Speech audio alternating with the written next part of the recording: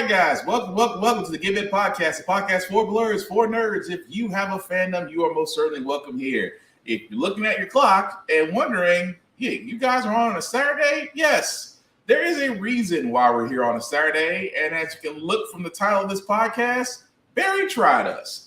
Much more, technically, Barry and Mother Nature. Unfortunately, he hit the timeline again, which caused power outages, which again did interrupt this podcast. So we're back again to sit there and say, you tried it, Barry. You tried. But just for reintroductions, I myself am Black Spartan. Of course, the man to my left, to your right, depending on your screen is flipped, who has given us the greatest comment for last night. Go ahead, sir. Speed Force Insulated Joe Tonello. Also here to remind you that you can find us in podcast form on Spotify, Stitcher for however much longer it's open, Amazon Music, and Google Podcast. Yep. But together we are the Give It Podcast, and much like the WWE of old, we do have choice language, but we don't really cuss a lot. At the same choice time, language is English. At the same time, there may be things that might be shown that might be too intense for younger viewers, so viewer discretion is advised. So we're going to pick up right back where we left off. Because again, if you're wondering what we're getting at, is that, well, we decided that we are going to talk about the dumpster fire that is The Flash. I thought we were talking about the movie that's technically grave robbing, which is still The Flash. Still The Flash. Still The Flash. But yes, if you've been under a rock, The Flash not has done very well in theaters. It looks like it will be projected to have a loss. So as of today, Mm-hmm. It has officially made back its production cost, meaning we are now in Birds of Prey territory. That's bad. Which is really bad, which is really sad because I really enjoy Birds of Prey. I thought that was a good movie. It was watchable. It was watchable. But no, with The Flash, guys, again, the star of the show, who might as well have been the Reverse Flash himself in real life, and of course, Michael Keaton donning the cowl again as Batman. That man's back is probably hurting, in my opinion, from carrying the movie. And of course, Kara, the introduction of Supergirl, which at the end was a great introduction to Supergirl and seeing General Zod again and things of that nature. But overall, the movie just didn't really hit the notes that Warner Brothers executives were hoping for. Was this tied in part to that this is tied to the rest of this tied to the Snyderverse? Was it because of Ezra Miller's extracurricular activities outside of the movie? It could have been a combination of all those things. And the fact that this was the movie that really did not get a lot of press up until the release of it. But just to rehash everything before Barry decided that our podcast needed to end last night, it was just the fact, now I'm going to toss this to Joe after that. It's just the fact that, yes, there were certain parts of the movie that were enjoyable, certain parts of the movie that I believe did have areas in showing. Unfortunately, all of them did not seem to include Ezra Miller. I mean, I forgot the actress that played Supergirl. I really loved her rendition of it. Michael Keaton's Batman, let's just be honest, he is the Batman that we grew up with in the Tim Burton era, and his action scenes to me didn't disappoint. But overall, when the star of your show is getting outshined by two other cast members, and we also have to remember the fact of everything that's happened beforehand, up until the movie, and as we point out last night before we got interrupted by the Speed Force, Ezra Miller and his appearance at DC Expo, the Fancast episode, the Fancast one, where as me and Joe have both said, he was on something. You could tell he was on something. But it just seemed like it was a doomed train from beginning to end. And instead of them shelving it like they did Batgirl, they decided to roll the dice on this because too much was invested. But Joe, your thoughts on this? The third act saved this movie's butt.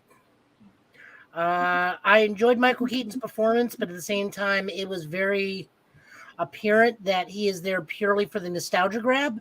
And it was a hard nostalgia grab. We're talking like Captain Commando Spencer from Bionic Commando types of grabs. But I did love the lines they used, though, even though those were all nostalgia pops. But go ahead. Yeah, I mean, that's really what they were there for. They were there for nostalgia pops. Like, I had to take myself out of the, ooh, it's Batman. Ooh, it's Batman. It's like, okay, let's see what this is actually doing. Is he giving us anything new? Mm-hmm. And not, I mean, better fight scenes because even though this looked like PlayStation 2 graphics the majority of the time, that is a bump from the Atari graphics we had previously in '89. So, okay, I'll be fair. I think that was that fair. NES Kirby graphics, the Kirby graphics of '89. But Sasha Kale, who was played Supergirl today, that's her name. Tremendous job. I find it odd though that the most parting memory and the most consistent actors all throughout the Snyderverse are Viola Davis's Amanda Waller and Michael Shannon's General Zod, who seem to be the two most consistent characters throughout the entirety of the Snyderverse, both in character consistency, performance, and appearance. Yeah. I mean, I can understand that, but I think, like I said before, it goes back to that whole thing of like going back to, we're not seeing anything new from Keaton. I think it's because if we did, we kind of forget the Flash is there. I kind of think we did see something new from Keaton. It's like they try to show him as an older Batman that just, stopped being Batman, and only if, like, thanks to the Flash and being brought back into the fold again, it was like, you allowed me to be Batman again. And I'm like, if this is supposed to be the paradox, and director Machete, I'm like, you could have gave us the letter scene. You really, well, the letter scene wouldn't make any sense because he never met Bruce's father. Well, that's the thing. That's the one thing that bothered me about this. That's what I'm getting into before we move on. The direction of the movie, where it's like you literally. I'm like, when we expected Flashpoint Paradox, we expect to see Reverse Flash. I'm going to be honest. I expected it just because in Paradox we expected it, almost in the comics, and in the animated version of Flashpoint Paradox we expected it. So it's like you already have the roadmap to tell this story in a cinematic fashion, but you didn't. You basically made Barry his worst enemy, and his worst enemy was a terrible-looking Savitar. That's the thing that just you completely missed the mark on this, because don't get me wrong about characters playing duality characters. James McAvoy in Split is a prime example of that. He did a wonderful rendition of multiple personalities being played. But the whole Barry fighting against himself, teaming up with himself, at the same time keeping himself from doing the same thing, which turns him into his own villain, is probably the most convoluted plot line you can have for the Flash if you're doing the Paradox story. So just to me, as I throw to Joe for his final comments on this, it was a dumpster fire that thankfully after Aquaman 2 will signal the end of the Snyderverse. I'm not mad at Jason Momoa. We all know the role he's got. So he's not too worried about how Aquaman 2 The Lost Kingdom is going to come out. He's already set in Gunn's new DC Studios universe. But overall, it's just that we were expecting, well, let's be honest, we weren't expecting a lot from The Flash. But again, this is a great example of what happens when Warner Brothers executives, a director with too much creative licensing freedom, decides to really hack the story.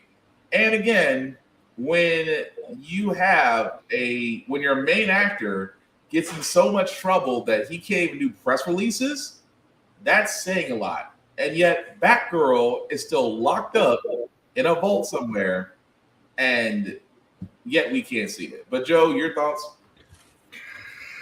Well, I mean, the Batgirl movie probably wasn't going to be any good anyways, but I would have given it a shot and had a much higher expectation because, we would have had Brendan Fraser as a bad guy, and we haven't quite gotten that. But as for this movie, I'll be blunt. This movie is not great, ultimately forgettable, and pretty much ends the Snyderverse on the note that some of us wanted it to. Yeah. Which is unfortunate because none of us technically ill wish anything on anybody. Like, regardless of what we think about Zack Snyder as a filmmaker, as a person, nothing but hope and love for that man. Because, I mean, he's already been through enough. True. His vision, however, for the thing is clear that he really only read The Dark Knight Rises and The Death of Superman and Pretty much. went from there. Like I said, this movie is ultimately forgettable. Like, I guarantee in December, we're probably going to still be talking about Spider-Verse because we're going to be watching it. Mm-hmm. I doubt anyone's going to be like, oh boy, Flash is going to hit streaming. It's like, so, you know, Flash is going to hit streaming. So what else is on? It is going to be like a TikTok commercial. That's Yeah, how that's It's what's going to be forgettable. Yeah. I mean, versus Across the Spider-Verse. Oh, you can finally watch it. Oh, we can watch it at home? Then we will analyze that movie to death until we get beyond Spider-Verse, which won't be until sometime next year. But anyway. I mean, I'm sorry, if anything, I will say this. Mhm. Dwayne Johnson is right. The landscape for DC has forever changed because now they have the Home Gardening channel on Max. Yeah. Pretty much. Plenty of landscape changing on that station now. That's fairly true. I can't knock that. But yes, the landscape has changed, just not in the way that they were hoping for it. But another movie we want to give our quick impressions of before we get to some video game news. Indiana Jones and the Dial of Destiny. Got to watch it. And Joe, I'm gonna let you go first on this one. I finally got to watch it, but Joe, your thoughts on this? What do you think of this movie? So aside from Harrison Ford being way, way too old to be in this role, he does a fantastic job. Mm-hmm. And honestly, I would like this moving forward with the actress that played Helena Shaw in her own spin-off series, because I think she can carry the spirit of Indiana Jones just fine. Yeah. This does end up being in my top 3 for Indiana Jones, so now it's 1, 3, 5, 2, 4. I had a good chuckle on the thing where they just completely wrote off Crystal Skull almost in a headline on a television that's only playing in the background. As it should. You really got to listen to it. But, you know, I do feel bad for Shia LaBeouf. To have his character killed off in the Vietnam War? Is it Vietnam or is it World War II? No, sorry. Vietnam. No, Vietnam. No, it is Vietnam. You are correct. Okay. It can't be Vietnam because Vietnam is 60s, so 60s and 70s. So that'd be about right. So it'd be World War II? Yeah, so that'd be World War II, not Vietnam. Well, what about the Korean War? When was that? Somewhere in the between. We'll just say he died in a war. Yeah. We don't know at what point that is. I think my only criticism I have for this movie is we had a lot of talk about time travel. Yeah. So I was expecting the third act to be like a time hop of them doing small things in the other Indiana Jones movies. And we keep seeing CGI DH Harrison Ford like in the foreground doing his things, but like half of his stuff wouldn't work if old Indian Helena were like, move this slightly to the left. You know what? It was interesting how they did that. How they actually explained how the dial works. I'm like, you know what? That's ingenious. It wasn't, and again, we're not trying to give too much away about the movie. Yes. That's still really fresh. Yes. How they did it was not exactly what I thought they would do, and that's perfect. But still very enjoyable. It's kind of funny. I wish I could say it's funny seeing Indy's classic villains in the 70s, but you know, it's 2023 and we're still dealing with Indy's classic villains. Yeah, I mean, so you know, kind of poignant. Them Nazis have mastered fast travel, as far as I'm concerned. Nazis have mastered fast travel, because my God. But no, Mads Mikkelsen, fantastic job. That man is a phenomenal actor. It was in, of course, this isn't a spoiler because as you can see in the poster, you do see Antonio Banderas. His portion of the movie was definitely funny. And again, that was Antonio Banderas? Yes. That was I did not realize that the whole movie. Yep, that was him. But yes, to see Harrison Ford don the hat and the whip again and just he did give old man get off my lawn vibes, but it was still fun to watch.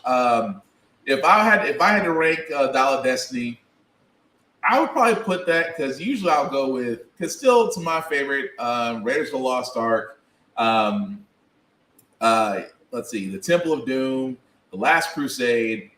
Actually, the Last Crusade and Dial of Destiny may be a tie for me. I may have that in the third spot.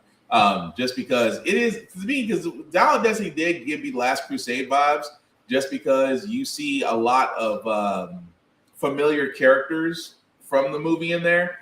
But overall, I couldn't complain. It was great. The ending, I did not expect that. I was really thinking it was going to go a different route. But you know what?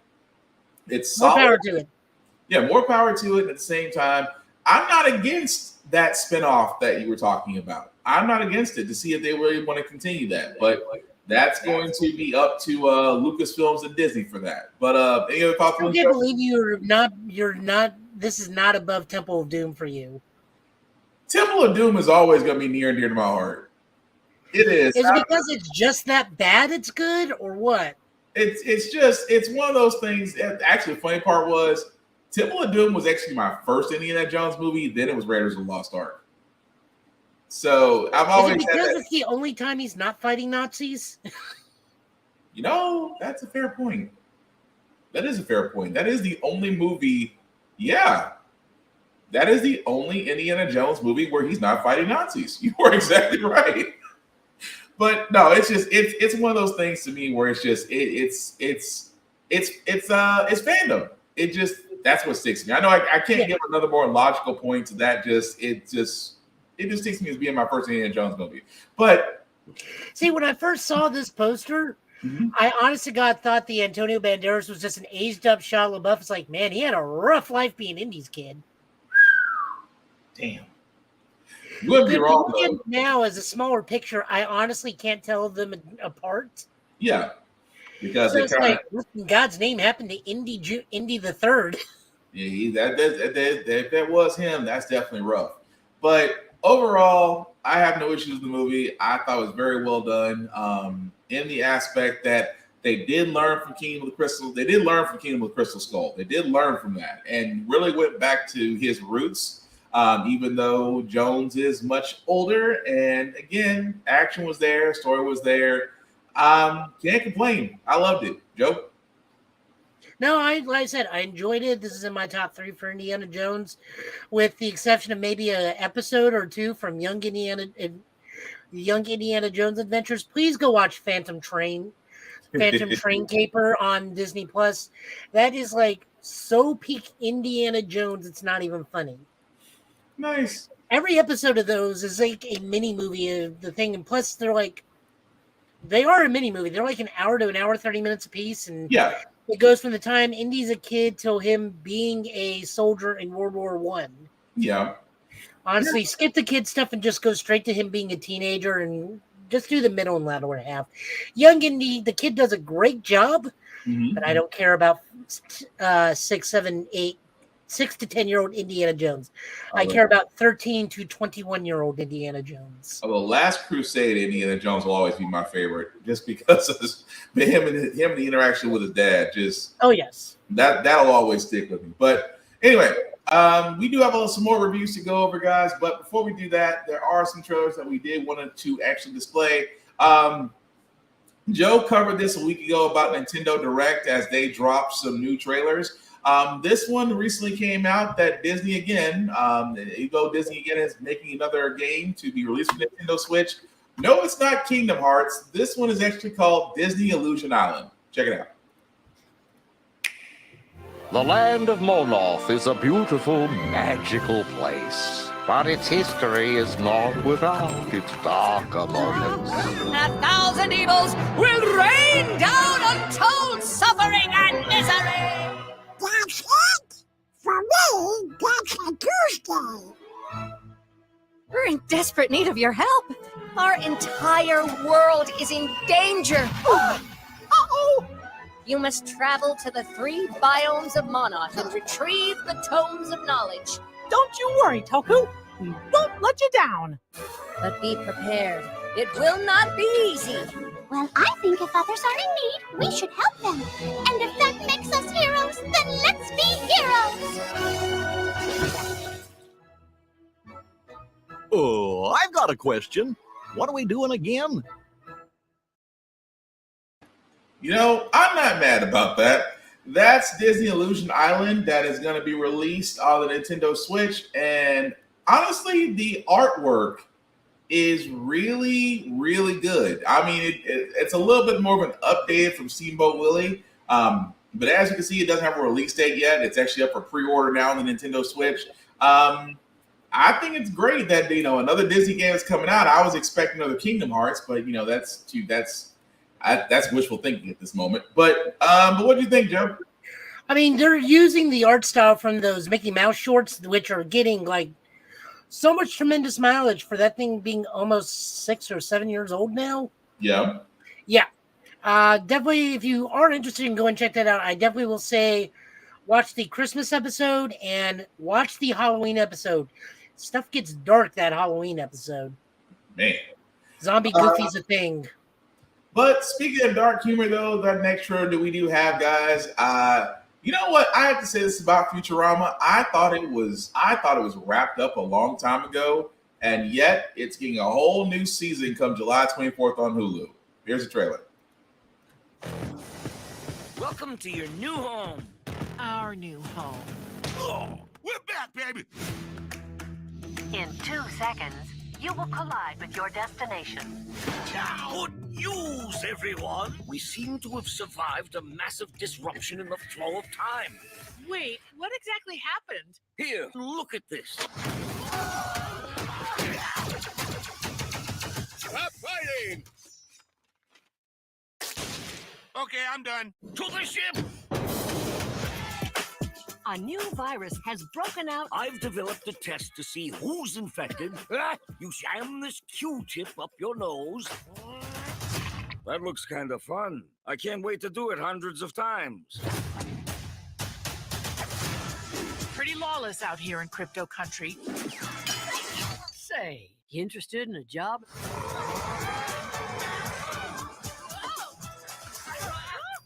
Why don't you have a belt? Or at least a substantial butt. Sorry, guys. I'm a flatty.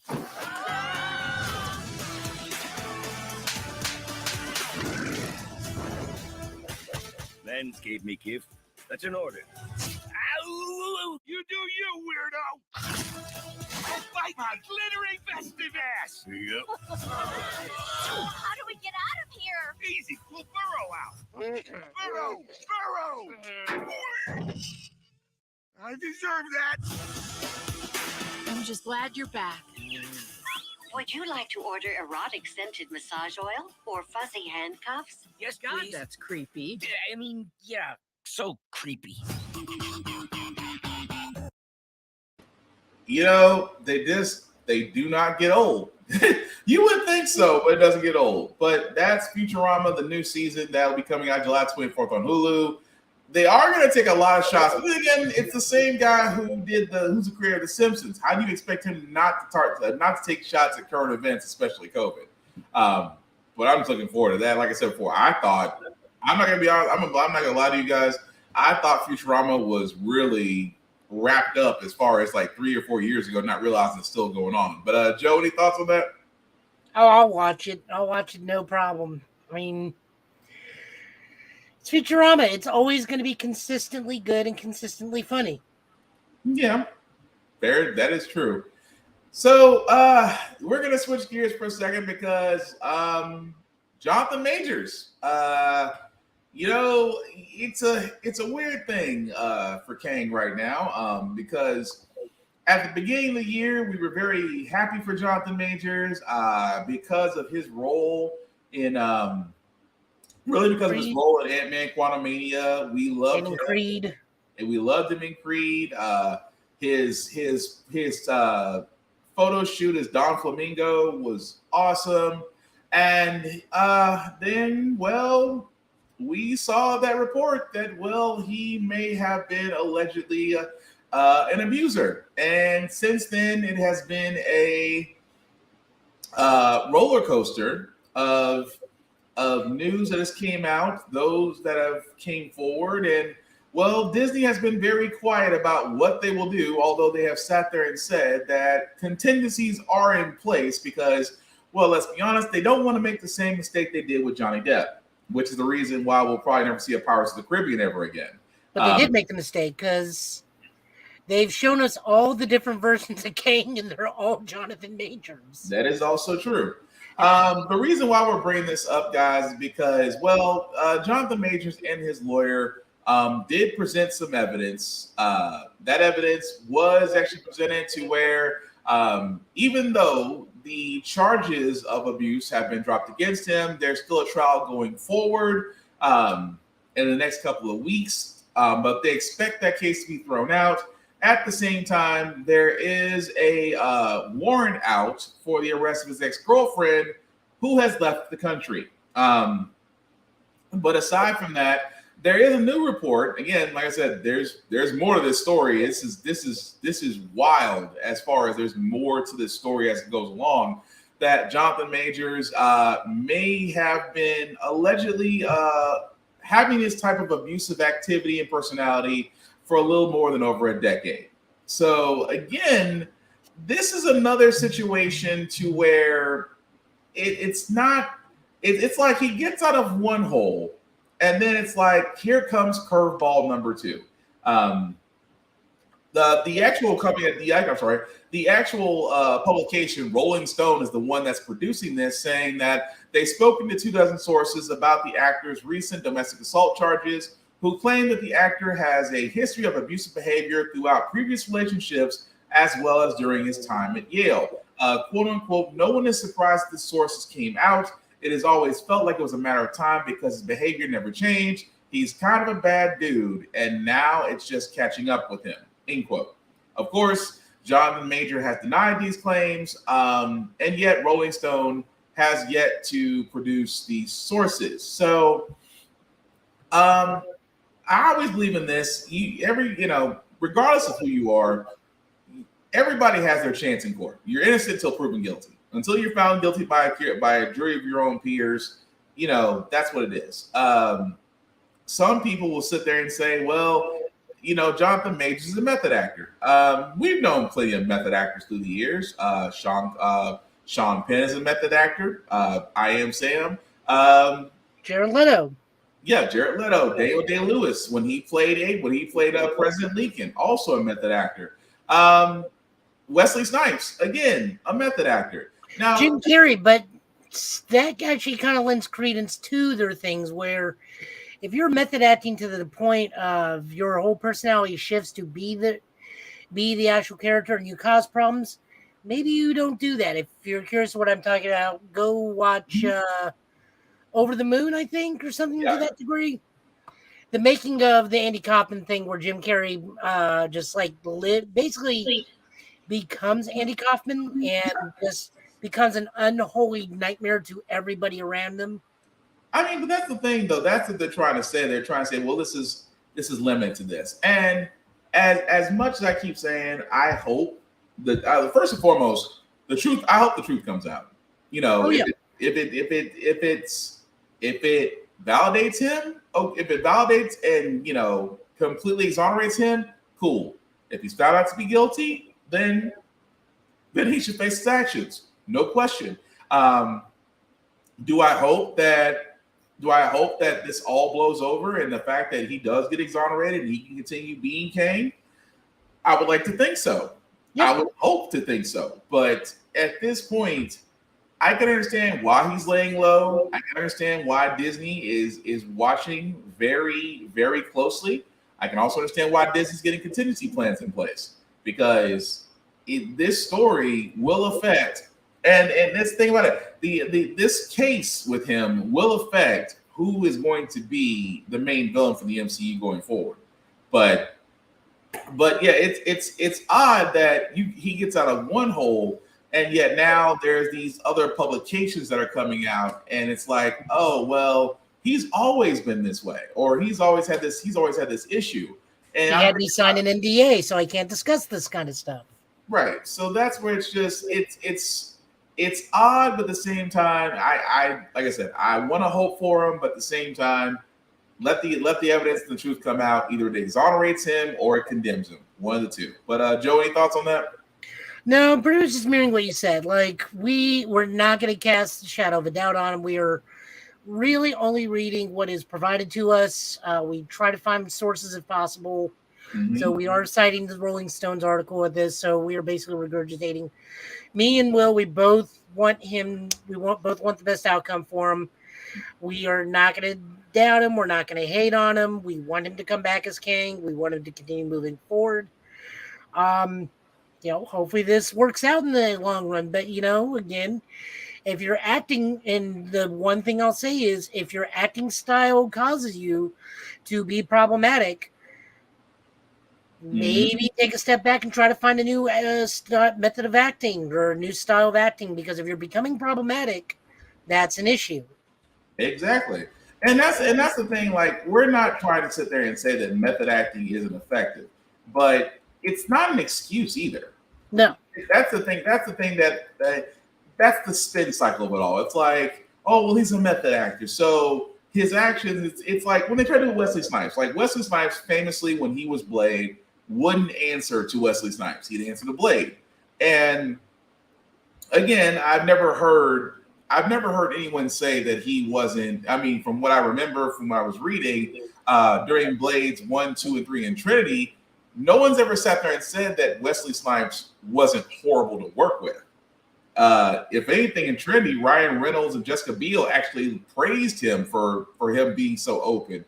And even during his tax evasion, when he came back and did Gala Walkers, they loved him. They said he was open. He was very, sociable. He had questions, things of that nature. So I still think the most true version of Wesley Snipes is in the Dolomite movie.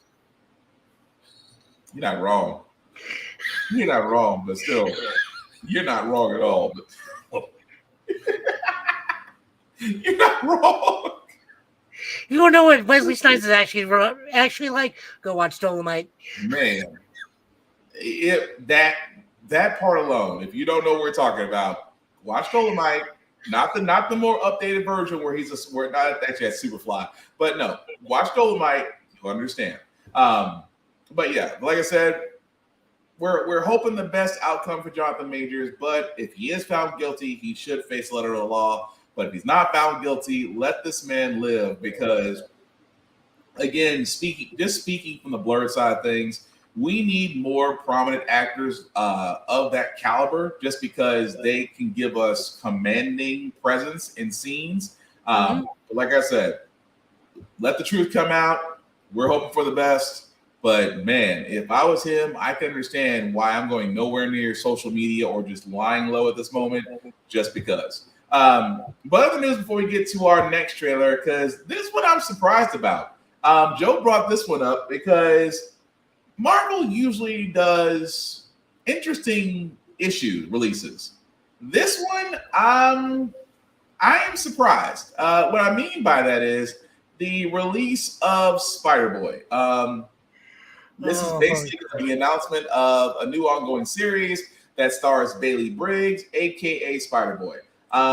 This was an announcement back on June 26th that they were going to do a Spider-Boy series by co-creator and writer Dan Slott, artist Paco Medina. And, well, the complaint level is basically because we're getting a relatively new character that has no backstory, and yet is getting their own run, while current Spider heroes don't get the same kind of love.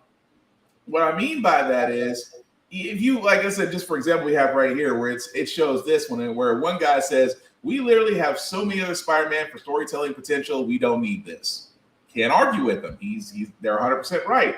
This one, do we really need to keep making more Spider people instead of just making good stories with the ones we already have? Can't argue that either. Of course, this person, did they say ongoing? Is this not a mini? This little snot is getting a full ass ongoing while every other established POC is struggling to get 5-issue minis. Damn. How do you think about that one? Yeah, I was gonna say it's like that doesn't really correlate to what we're going here with. Like, they're the most prominent POC is the most recognizable Spider-Man for this generation. Right. So, like, I don't necessarily agree with that one because Miles is, for a lot of people now, Miles is Spider-Man, not Peter. Yeah. So that's why I was confused about. I said, were they? I mean, and this is what I was thinking of, because I was like, I know they're not talking about Miles Morales just because he's getting a lot. I mean, movie-wise, he's getting the shine. His issues, he's getting about the same type of issue runs, if not closer to Peter, but definitely more than Ben. He literally just finished his own version of Maximum Carnage. Right. So it's like, I'm not understanding. Like I said, if they're not talking about Miles, I understand. Are they talking more about Gwen? You know, as far as Spider-Gwen? No, Spider-Gwen, that's what I'm saying. Spider-Gwen, I thought about that. But Spider-Gwen still is getting another run. So who else could they be talking about except the one-offs? Silk's getting a 5-issue mini. Mm-hmm. I'm trying to think of other people of color for Spider-Man. Right. Anya Corazon would be one, and then Peter Pavardar is getting Spider-Man India mini. I'm wondering if this is a subtle jab at the exploding popularity of Hobie and them wanting an ongoing Hobie series. That's the only thing I can think of between that and Spider-Woman. That's it. But even Spider-Woman's got to run. Well, Spider-Woman is just a variant of Jessica Drew. Yeah. And this one in the movie, and guys, I mean, I'm going to say it, she is a very bland and ultimately pointless character in that movie, and I hope they give her a broader thing to do in the third movie, because she was ultimately just there to, like, hey, I'm pregnant, and I'm the one who trains Gwen. Well, she was kind of a linchpin because she was the one that was kind of rude. She was the one that was kind of, you know, being the reason Gwen got on to the spider thing, but like after that, it was like complete drop off for her character. Yeah, because I kept expecting her to go against Miguel. Yep. I kept expecting it. It never happened. But maybe it happens, and we could be foreshadowing. Maybe it happens in Across the Spider-Verse. But I'm sorry, maybe it happens in Beyond the Spider-Verse. Maybe. But again, that's the wild part. But we think about that. It's like, what other Spider-Man? I mean, because almost every popular spider hero is getting a run somewhere down the line. Well, not quite. So we know Ben's in Spider-Man jail at the moment, but I would love a Scarlet Spider book to pick Kane back up, because Kane had a very enjoyable run during his Texas time. Okay. And co-starring in Ben's book and while he was in Vegas. And Kane literally just popped back into reality as the event of Into the Spider-Verse. So I would love to have Kane come back. Maybe do some other things with some other alternate characters, like we just got introduced in this week's issue of Edge of the Spider-Verse, an alternate reality version of Miles' little sister is a spider person called Spider Smasher. I would love a thing with that. Their Black Cat is from the Dominican Republic with the kid who looks very similar to Miles, but we'll leave that over there. But here's the thing, though. And I say this because Joe has said it, I have said it. Sales and reorders tell the story on what readers want to read. And I'm not saying that Spider-Boy was recommended. This seems more like a Marvel decision than a consumer decision. Yeah, this is Dan Slott wanting another character to make a paycheck, because what's the word I'm looking for here? The whole thing about Spider-Boy is that he was the first to be erased from reality. Yeah. And supposedly he has been Peter's sidekick since forever. Like, he was 8 when Peter was 15 and just being Spider-Man. Yeah. And they got bit by the same spider, like him and Silk. And he's been in all of his adventures. He's been there, and we've been known by the entire Marvel community for Here to Beyond, and everything got erased, and no one remembers him. And frankly, and this is me, and I'm a Spider-Man supporter, and we know I'm what my current stance on things are right now, but like this is not me hating on it. This is me seeing a pointless character being a cash grab for a writer. And you know, writers got to make money. I will say that, right, they got to make their money. Right. More power to them. This to me, it reeks of you made a character so you can get your costume in the upcoming video game. Sounds about right. That Spider-Boy costume is an alternate Miles costume. I guarantee it. But that's why I said it's just odd. But like you said, this is why I say to consumers, for those readers out there that do subs and subs have pull requests, you guys really do dictate a lot of these stories out here, whether it's Miles, whether it's Spider-Man, Ghost Rider, across various genres and publications. Oh yeah, we shut them down. We've shut them down before. Do you remember when they wanted to reboot New Warriors with Snowflake and Safe Space? Oh, we shouted that book out of existence. Oh yeah, that was a quick hell no. You ain't wrong about that. But again, what we're trying to say here, guys, is just that for most things we usually agree with when someone sits there and says, well, of all the Spider people, like they try to say in this one, that, you know, Spider-Boy getting released was not what we wanted when we want other stories out there. But as me and Joe both said and have pointed out, and feel free in the comments to point this out to us as well, because if we miss somebody, let us know. But everybody that we named off that was considered the popular POC Spider heroes, they have runs. They have minis. So forgive us for not understanding what the disconnect is, because unless you have somebody specific, we simply don't see it. Like, the reason why they are not getting runs is because they are, and I'll say this right now, this popularity for Hobie, it's not going to be there in several months. And if it is, that's fantastic. But in the long run, they know that they can put out a 5-issue Hobie book. It make big money, rather than seeing dwindling returns over the course of time when people fall off from Hobie stuff. And again, that's the thing about it. Hobie is a great character to those that did not know who Spider-Punk is. Correct. That if you did not know who Spider-Punk was, and you saw across Spider-Verse, you loved Hobie. For a lot of us that know Hobie, it's like if you try to tell his story and you try to make it into a comic book run, long wise, you're gonna get bored. It has to be a limited series. Has to be, just because the way of his behavior, of his story. It's like, you know, I hate the AM, I hate the PM. That's all you really need to know about the guy. Yep. Really. Aside from the fact that he has no problem disrupting the system. Oh, hey, lady, how you doing? Hey, Geek by Heart. Hey, lady. But yeah, it's just the whole idea of just we're not getting exactly where this level of we need more spider hero storytelling when it's out there. But like we said, let us know in the comments what other heroes they may be talking about, or even if you have some of yours. I mean, if you're a fan of Chasm, just say you're a fan of Chasm. We're not going to judge you much. He will. I won't. I'll just say thank you for supporting Ben Riley.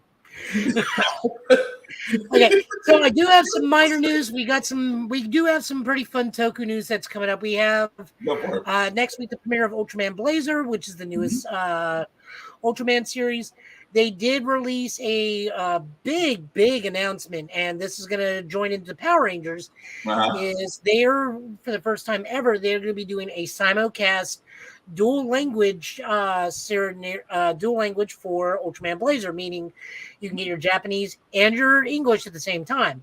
Nice. The big thing is that the person headlining the dub is Johnny Young Bosch, will be Ultraman Blazer, the subsequent human hero. That man stayed more collecting paychecks. But go ahead. No, we could have asked him. If I had known that, I would have asked him on that, and he probably just like, I can't talk about it. But still, Johnny Young Bosch at this point, I think he is now. He may be more successful than Jason David Frank, because now he's crossing into different toku genres. I mean, yeah, because he was doing Bleach. He was doing Bleach, and now he's going to Ultraman. Didn't he voice one more? I've looked that up. So many things. He has not been in any of the American versions of Kamen Rider. Thank you. That's all. He is the English voice of Brawl, the new English voice actor for Brawly after Vic Badunkadunk got canceled for being overall creeper to Congoers everywhere. Yeah. He is the current voice actor for Zero in Mega Man X, meaning the "What are you fighting for?" scream is no longer a meme and it now sounds badass. That's what I was trying to remember. What are you fighting for? Yeah, that's all I was trying to remember. But no. But yeah, it's just that man is just, like I said, that works. I mean, that and Power Rangers leaving the New Zealand. They made their home in New Zealand for such a time, and now they're leaving. They have still not given a reason for that. I'm wondering if it's Hasbro has a new production site which will get them better shooting for less money. That would be because New Zealand made bank off the fact that every Power Rangers that was shot there? Since the Disney era. Yeah, so it's like they made bank off that, really. But okay. But getting back to our trailers, guys, this one again, you know what? I don't understand kids, and I say kids, maybe some adults out there. I will never understand Five Nights at Freddy's. I will never understand it. My nephews and my son, they love it. I'm a little concerned, but the reason why I bring up Five Nights at Freddy's is that they have a trailer for it. You be the judge. I don't understand the fascination with the old one, but the new game that came out is just Alien Isolation with robots coming after you. I just, for kids that are not, you know what? Let's just play the trailer before we give our thoughts on it. Here's a trailer for Five Nights at Freddy's. Hi, this is Mike. I was just calling to see if that job that you offered was still available. Yes. The security guard. I will take anything. This place was huge in the 80s with the kids. They shut it down years ago. The owner's just not ready to let it go yet. I will work and you will sleep. I understand. Give me your hand.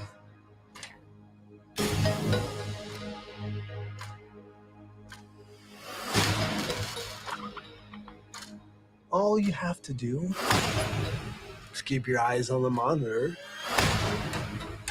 Welcome to Freddy Fazbear's, where fantasy and fun come to life. Okay.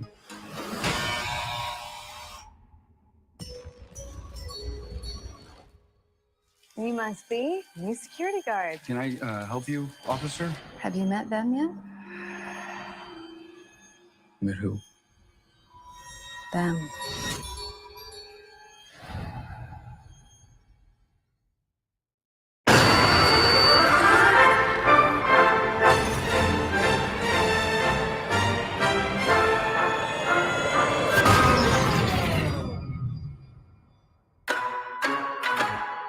In the 80s, kids went missing. The police searched Freddy's top to bottom. Hello? They never found them. That's why the place shut down. There are ghost children possessing giant robots. Thanks for the heads up. Technically, they're animatronics. What do they want? They want to make her like them. Bobby! Tell me how to stop them. It's too late. Bobby, go!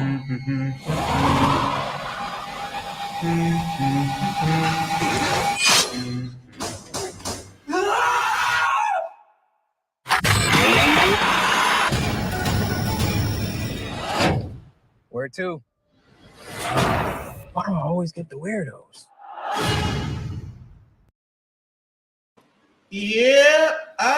Yeah.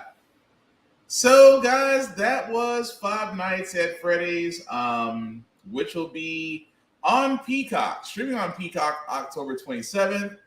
I guess if you're into dilapidated areas to where animatronics can be possessed by spirits that like to kill kids, it's up your alley. That's about the best thing I got for that. That's kind of antithetical to what the actual story is, what this movie's saying, because apparently they're trying to kill the security guard because the security guard killed them, so they're trying to always protect kids from security guards. Now they're trying to kill kids. This is also, I think this was an extended trailer because the one I sent you, I don't remember Golden Freddy being in there. No, this was the one I think this was the one I found that was an extended one. But again, I've never, like I said before, I understand the survival horror. I understand the whole thing of jump scares, things of that nature, and that for some, it just may be up your alley. I know for me, it's not. I can't speak for Joe, but if it is up your alley, if you are a fan of Five Nights at Freddy's, then hey, it'll be on Peacock come October 27th for your viewing pleasure. I'm going to be honest, I'm not covering it just because it's not me. I'm barely going to be covering Twisted Metal when it comes out. That's how much faith I have in that show. But yeah, that's about the much I can say about that. Joe, anything else before we move on to Microsoft? No, let's proceed. But you wonder why I said Microsoft? Yes, because in the console wars, let's be honest, acquiring things is a normal thing of life.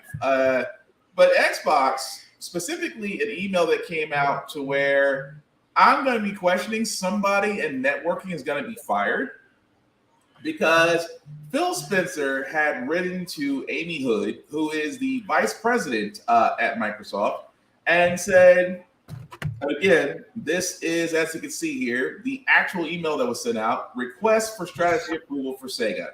Quote unquote, I am writing to request strategy approval to approach Sega Sammy regarding a potential acquisition of their Sega Gaming Studios. For context, Bill and I have reviewed the business case for acquiring Sega and are both supportive. We believe that Sega has a well-balanced portfolio of games across segments with global geographic appeal and will help us accelerate Xbox Game Pass both and on and off console.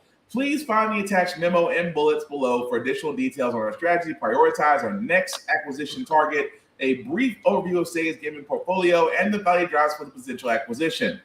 So, long story short, Phil Spencer, as we all know, the most recognizable face, the face of Xbox for Microsoft, is saying yes, he wants to work with Sega, but they're also considering Sega, Bungie, and at this moment, an unnamed IO. So that's 3 possibly major IPs that Microsoft is now gunning for to add to their repertoire. Now, keep in mind, they are still fighting the FTC on their acquisition of Activision. It's still going on. And at this point, it looks like it just may not go through, citing antitrust issues. But with Xbox going after Sega has always been how can I put it so nicely? Sega has always been the treasure trove. Now, I always regret that Sega really and truly could have turned around and got us, and Dreamcast. Sega Dreamcast was really ahead of its time. It was to me one of Sega's greatest consoles. But since then, Sega has just focused on IPs and video games for other platforms. Now, again, Sega's library is vast. I mean, not just the Sega Genesis, the Sega CD, Sega Saturn, Dreamcast. The library there is vast. And with Bungie was initially one for Halo, and now across Destiny. So I don't get that. So I'm not against what Phil Spencer's trying to do, because right now Xbox Game Pass to me is probably the best value bang for buck out there on content libraries. Do not get me wrong about PlayStation Plus and their library. It is starting to get better. It is starting to add on more titles that a lot of us gamers want to see. But ultimately, Xbox, with its day one, what I mean by day one, I mean by the fact of they have a lot of the title games, specifically those on the PlayStation side, available day one via Game Pass, which again adds value to it. That's why I'm sitting there. That's why I'm sitting there saying I understand what's Phil's trying to do, and I'm not against it. But at the same time, it's not desperation, but is this a sign of the times that a lot of these IPs out here that make games and not consoles will just be swallowed up by console makers? That's what I'm thinking. But Joe, what do you think? Well, I mean, I'm not exactly a big Xbox person. There was also a recent interview where they did finally admit that, yes, Xbox has lost this console generation war. Mm-hmm. For those of you still believing there is such a thing as console wars, it's not. Yeah. It ended. We can all go home now. Also, there was recent talk between Bobby Kotick, video game corporate devil and all-around man with a golden parachute. Yeah. And I believe Phil Spencer, and they sat and talked about how Game Pass actually does devalue games because they cannot get increased revenue in games because of day one Game Pass, or in some scenarios where, like with the EA thing, why would I go buy the new Call of Duty when I can just get on Game Pass in 5 weeks? That's fair. Which I understand to a certain point. If it was just for Xbox, exclusives, it would make sense. But let's kind of be honest. Xbox kind of gave Sony the middle finger with a lot of the titles that were available on PlayStation that were also going to be available on Xbox. Which, like you said, why am I going to spend $60 to $65 on a brand new game when I can just wait for it to come on Xbox Game Pass and I can play it because I'm already paying $20 a month for it? Yep. So it's a fair point. But but at the same time, the Xbox Game Pass was really the best value for Xbox at the time because PlayStation was like, okay, you have to have PlayStation Plus to play online. You have to have this to actually download games. So it's like $9 a month here, $9 a month there. After all said and done on the PlayStation side, you're paying $30 a month for 3 different things. While Xbox was saying, look, we got all of our stuff all in one. You get the library, you play online, you get the download, $20 a month. Same time, day one access is great. Do I think it needs to be limited to certain titles? Yes, if you're talking from a business standpoint. But if you're like the very conservative price gamer, it's like you love it, especially on Xbox. You'll take it and run with it. But the whole idea of them acquiring Bungie, I'm not against it because Bungie at one point was collaborating with Microsoft again, Halo, before 343 Industries took it over. So I'm not against it. I think Bungie definitely needs to have the backing of a bigger banker player. But then again, for me, playing Destiny 2 right now, especially the Lightfall campaign, it is awesome. It's great. I have no issues with it.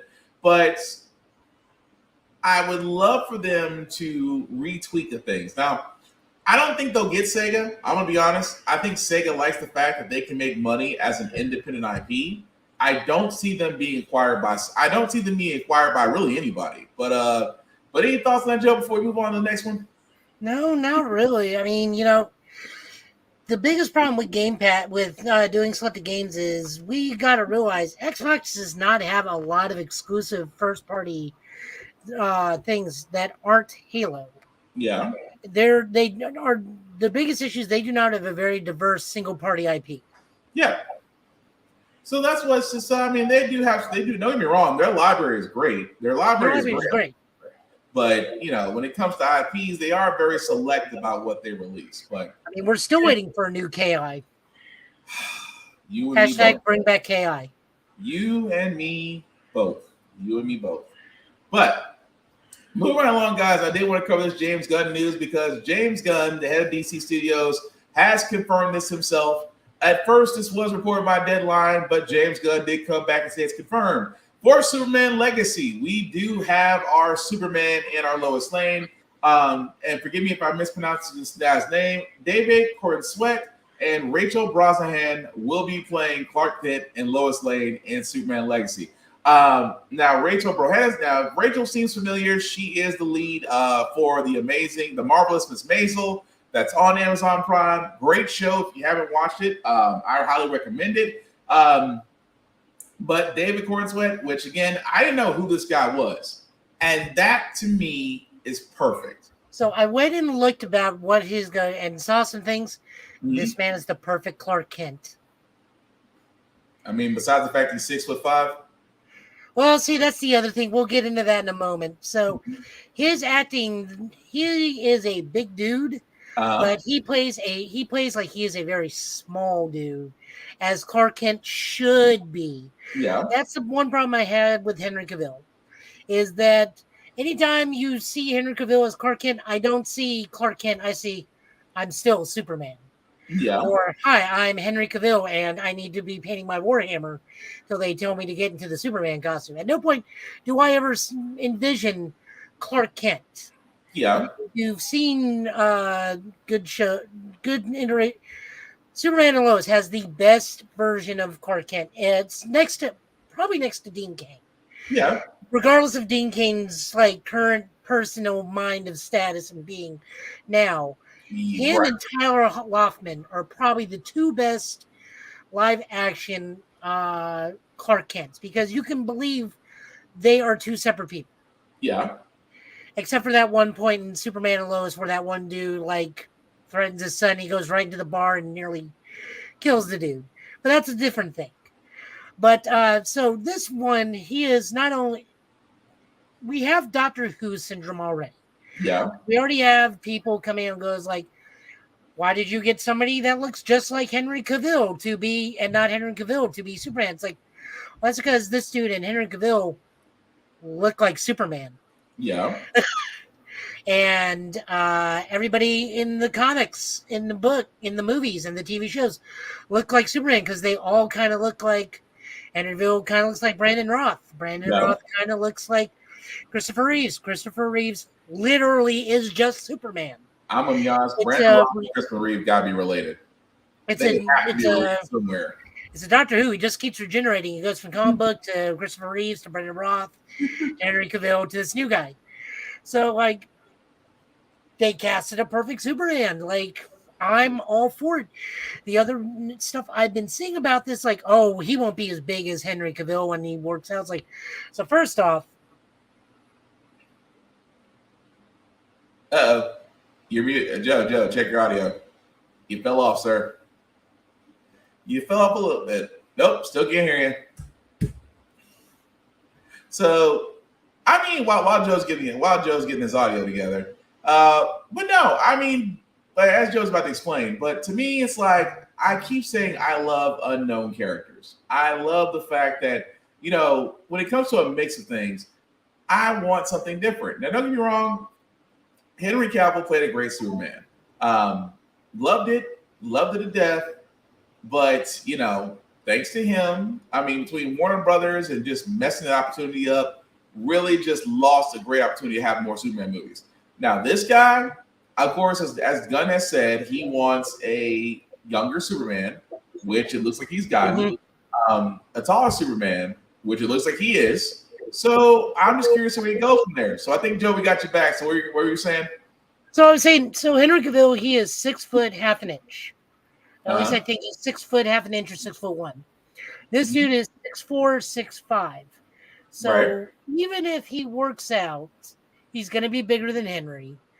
Although on top of that, we does have like high money muscle suits that are the Hollywood grade, so we don't even need to do that. You know, hopefully we will do the one thing that really bothered me about The Flash and, you know, shave the chest a little. I don't need to be seeing bunny fluff coming out of the top of the costume. I think they'll solve that problem. At least I hope. I hope that problem will resolve itself. But also, Rachel playing Lois Lane. Again, if you have not seen The Marvelous Miss Maisel, to me, that's a great casting. She can do it. I mean, the woman in the picture alone just is like, no, that's Lois. Yeah. So that's why I was like, I'm not against it. I love it. As we're finding out more information about Superman Legacy, Gunn is very, very. And I gotta say this about Gunn. I trust in Gunn with DC as far as his direction. Him and Peter Safran are really, really treating this thing with kid gloves, and you can tell. The only thing I'm waiting for to see is who's going to be the who is going to be the one they're going to pitch in Superman Legacy? I mean, will it be Luthor? Will it be a different villain? Again, to me, I am looking forward to it. But the casting, I have no issues with, because we do need to have some unknowns. There's sometimes an unknown. Smart money's on Brainiac.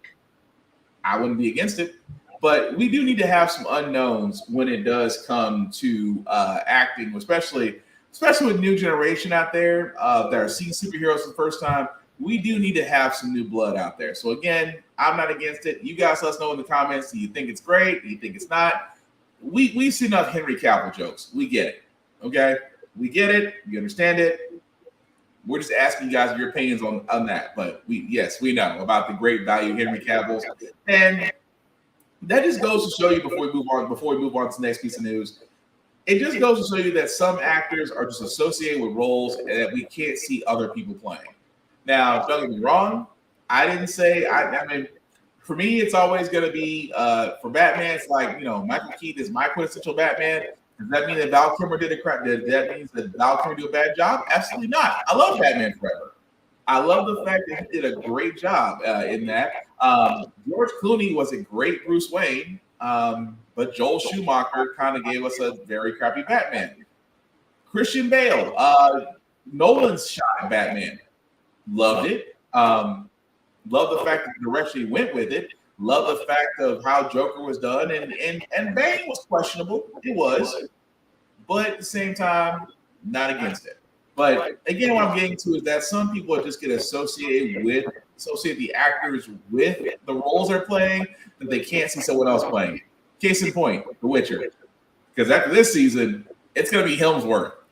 It's going to be Liam Hemsworth being The Witcher. And from what I've been understanding about this man is really taking it seriously. So, want to give the man a fair shot. But that's all I'm saying. But speaking of things that were not on my... I'm going to say one more thing. Kingsman did come out recently and going, do not ask us about Batman casting. We are not worried about Batman casting right now. We are not casting Batman for potentially a year and a half. Do not ask. Okay. And I'm not against that. As much of a Batman fan, I'm good with that. Let the cow rest for a little while. You can tell other stories. Also, because of the turnout of The Flash, they may be reconsidering this. The guy who directed The Flash was tapped to be doing Batman the Brave and the Bold. There is possible reconsideration already now because of The Flash and his defending of the movie. Mm-hmm. I mean, it's God bless. That's just I understand that you have to do some things, but it's like, come on now. You can't just say, yeah, we ran into some problem with the CGI department. There's no reason to go out and goes like, well, this movie, the reason why it looks like this is from Barry's point of view. It's like that was the point of view is not an all-encompassing shot, including himself. That was the weakest sauce on earth. I'm like, just say that you guys did what Hollywood is striking against right now. You guys put writers, graphic designers, and you push them to really Amazon algorithm high expectations, not realizing that they're humans. And even the Ant-Man people just flat out says like, hey, we worked with a restricted budget because the majority of the budget went to Wakanda Forever. Yeah, like, makes sense. But at the same time, we didn't complain. Did we? I mean, that was a straightforward answer. And as you can tell, once that was said, no one blinked an eye. But you're going to there and tell us what's the way the Flash would have seen it? No, sir. This is what scares me about that man directing a Star Wars movie and saying that he's got creative license. But again, I digress. Disney's a whole other animal when it comes to their movies. But speaking of movies and television, your favorite kaiju is now available on Pluto TV. That's right. Godzilla will be given his own Godzilla channel that has all the Toho films and animated TV shows. This will have every Toho film up to Final Wars, including the Rebirth of Mothra films and the 70s animated show and the TriStar Godzilla animated series. If you don't have Pluto TV, you can definitely download it. and be able to watch it 24/7. And I don't know about you, I gotta re-download it anyway because there's some Godzilla movies I forgot about. But Joe, any thoughts on this? I fall asleep to it now. I fall asleep to it now. Damn. But that's not me saying anything bad, guys. This is me using the roars of Godzilla as my white noise while I sleep. Damn. But I know Top Gear, Garfield and Friends, or what's the other one? Tokusatsu. Like my favorites list is very limited, so I'm either falling asleep to 3 buffoons in a car, a cat that eats lasagna, robots in spandex, or giant lizards destroying Tokyo gas stations. Nice. Oh god. Okay. So again, guys, as we talked about Godzilla, and now we're switching to wrestling, just the wrestling game, I should say, because I'm not going to talk about Forbidden Door. Joe hasn't had a chance to watch it. I will say it was great. And of course, Money in the Bank right now because it's overseas. More than likely it's either wrapped up or it's still going on right now, but we're not going to talk about that either. What we are going to talk about, however, is that there is another wrestling game that has been recently released. I myself cannot wait to play it just because it reminds me of the old school NWO, WCW NCW Revenge and WWF No Mercy. AEW is coming out with a similar game. Yep, that. So what Joe's showing right there. And AEW has actually released their game, which is called AEW Fight Forever, and here's a short trailer for it. AEW Fight Forever. The wait is over. Do you have what it takes to fight forever? Do you remember the days when you used to just pick up a video game and play? Well, that's back. And now it's time to reignite the magic. Get ready to experience Casino Battle Royale. Ladder matches. Tag team battles like never before. Exploding barbed wire matches. Customization. Minigames. Career mode. I'm better than you. And so much more.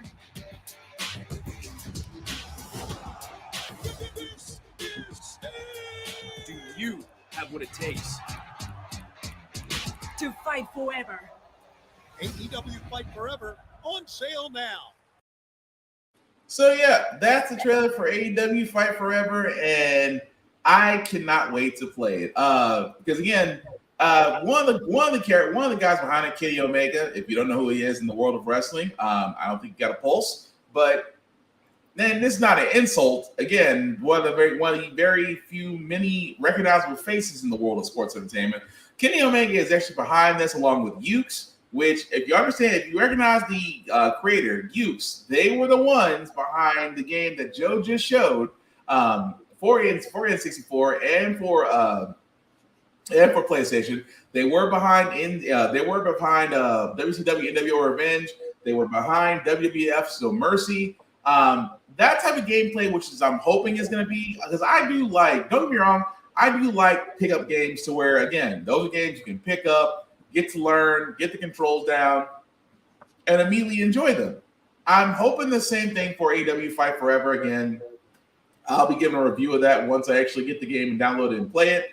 But it's always nice to see a different variety than WWE 2K. I'm not saying that WWE 2K24 wasn't great, from my understanding that it is, but I always like to have different variety of games. We used to have it all the time. You had your WCW games, you had your Fire Pro Wrestling, you had your WWE Raw, and then you had SmackDown, and of course the variations of SmackDown. But again, variety is the spice of life, and cannot wait above all else try AEW Fight Forever. But Joe, any thoughts on that? Did you see who was in the game? Yes, I did. Man. Okay, so for those of you who are not aware and were not paying attention, Owen Hart is in this game. Mm-hmm. Owen Hart is in this game. Why is Owen Hart in this game? Well, if you don't know, Owen Hart is, I believe, the only wrestler in America to die in the ring. There has been an instance in Japan. There's been an instance in Mexico. Unfortunately, that also involved Rey Mysterio. But Owen Hart is the only sports athlete, wrestler, superstar, whatever we want to call him this time around, to unfortunately pass away as a result of an accident in the ring. As such, his wife, Martha, why do we keep saying that name? Has pretty much outlawed his use in everything for WWE because she hates Vince McMahon with an undying passion of several burning suns and several black holes and several collapsing suns. But understandable. Oh, understandably so. So the only way you could play Owen Hart in any WWE game is if you went to the creator wrestler mode and looked up every single possible coordinate known to man to make him.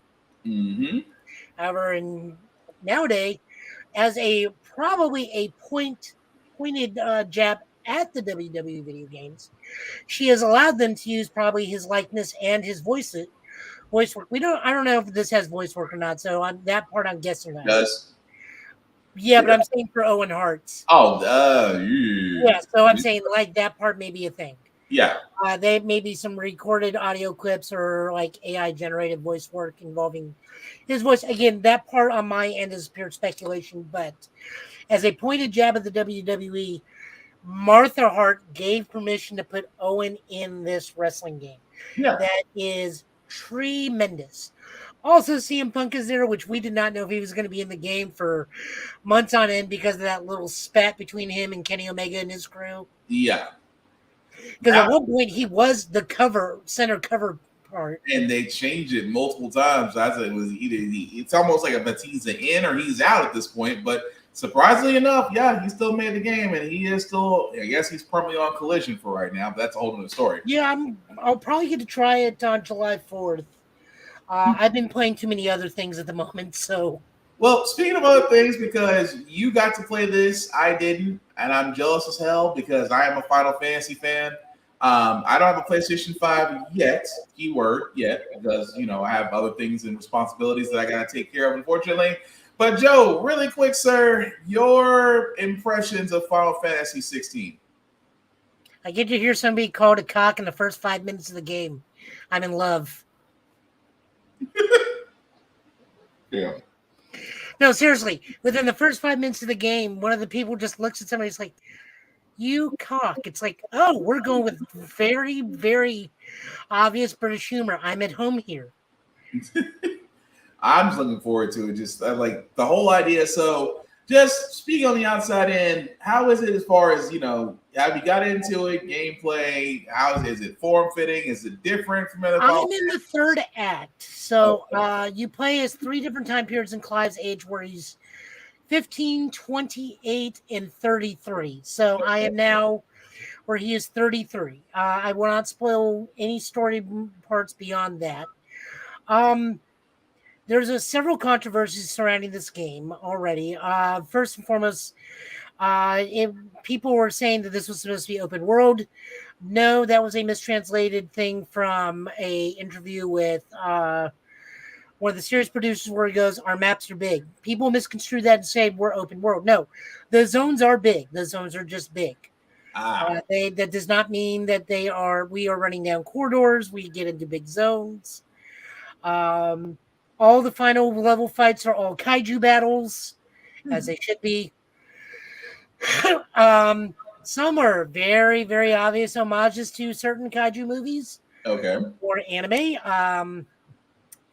If you've played the demo, you see a freak just absolutely decimate somebody, and it is very obvious that the killing animation and fighting animation is ripped straight from EVA Unit 1 tearing into an angel when it's gone berserk. Huh. You just got to look at it. Combat is very Devil May Cry. Okay. Complete with form switching midway through. Item crafting does not really play that heavy a factor in this thing. You certainly can do it, but you really only have your weapon and 2 armor slots of bracers and pants, Okay. and then your weapon. And a lot of the times you get a weapon that's stronger, and then you go to the forge, make it a +2 sword, and within 10 minutes, oh, by the way, here's this sword, which has plus 20 more stats than the sword you just made 15 minutes ago. It's like, what's the point? As I said, very Devil May Cry. The game honestly kind of reminded me of Ashura's Wrath in terms of pacing, where the play cycle is beat a lot of mobs, be a big dude, then go play the boss fight until the QTE start popping up to do moves that will melt your eyeballs. I have just now gotten to the part of the game where hunting is a thing. So, and that's about 20 hours in. Okay. The other controversy that people are saying this is not a very Final Fantasy thing, and are pointing out all sorts of very bizarre things like there's no job system. Well, job systems were only a thing in Final Fantasy 5 and 12. Well, it's not turn-based. Final Fantasy had been turn-based for a while. We went turn-based, then active time battle, then programmable battling in 12. Yeah. And 14. 13 is an amalgamation of several different styles. What were some of the other ones? This doesn't have anything to Final Fantasy. What Final Fantasy are these people playing? Because Final Fantasy to me is crystals, center point of the story. Yeah. Fantasy. We're in God knows what era, a version of Europe where it's fantasy and I'm fighting dragons. Yeah. On a regular basis. I turn into a giant dog, burning dog man. That's pretty fantastical. There's someone named Sid. He plays a very pivotal part in the game, which I just people's complaints about this thing.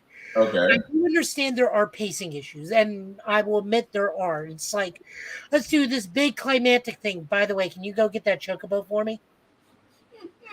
And that's because the side quest, the development team that worked on this is the development team that worked on Final Fantasy 14, which is the MMO.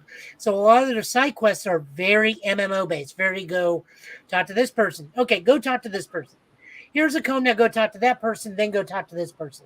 Yeah. Or, sir, I need you to go grab me 5 of these and then bring them back. Very fetch quest stuff from MMOs. I don't really have a problem with that because, you know, that's just how you get the grind out. We do have some other cool things in there, like the home base gives you access to arcade mode, where you just basically do replay a level with no cutscenes and a point counter for your combo system a la Devil May Cry, where you try to achieve S rank every encounter. It just gives you points. You can replay a level and get different drops. You even have a practice arena where you can practice and get your combat combos down. Okay. There's a whole lot of stuff to it. Like I said, I'm really enjoying it. The other thing I've been playing is Aliens Dark Descent, which is that squad-based isometric Yeah, I was going to ask you about that. game. Yeah, I was going to ask you about that. How'd you like it? It's very stressful. That bad or every choice is like, if you don't get it right, you're screwed. So in the first level, I am in an alien hive. I'm in an alien hive because they've taken over a thing.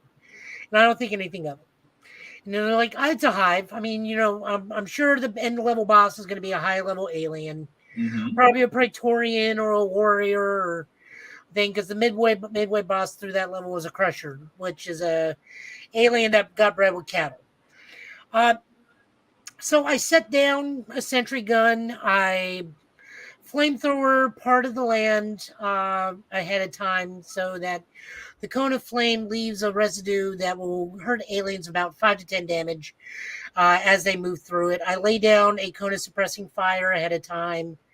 You can set it to be a cone for suppressing fire when anything slows down aliens by at least 70% movement rate. Okay. I'm in a corridor, so it's not like they're going to be able to jump strafe or anything. Open door, there's the queen.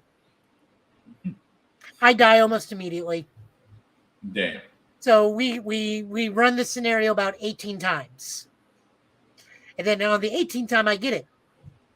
And then I realize, there's RNG for getting out of the hive. So that's another 10 times of getting out of there. So the first level took me about 28 tries of save scumming to get out of there in the first thing. As I said, this is very stressful. I'll give you that. But it's very fun. Okay, cool. Well, that gives me hope about both that and Final Fantasy 16.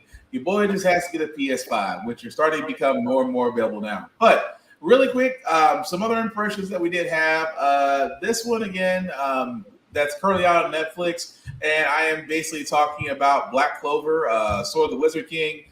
Really quickly, it was definitely good for it to be. I believe that's the first OVA for Black Clover. Great movie. If you're a fan of Black Clover, you're gonna love it. If you've never seen Black Clover, it's still a fun introduction to the series that'll hopefully have you watching it. But I highly, highly recommend it if you have not already seen it. Also, another movie that I would highly recommend as well, guys. I have to give it to Chris Hemsworth. I have to give it to him on this. Extraction, the first one, if you haven't seen it, also directed by Joe and Anthony Russo, who gave us Civil War and The Winter Soldier. First one, if you haven't seen Extraction, very well done. The second one, they decided to go for the fences. I'm just going to be honest with you about that one. I am not going to go into detail about that one just because there's really so much going into it, so much action, and that there's so many twists in the story. I just highly recommend that you watch it. I will say this: the first and second Extractions have nothing to do with each other, so there is no correlation between the two.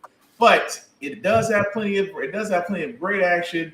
I'd highly recommend that. So definitely that and Extraction 2 and Black Clover that are both on Netflix. Highly recommend watching. Also, honorable mention: Bloodhounds. Bloodhounds is a Korean show that's also on Netflix that kind of reminds me of Jaime no Ippo.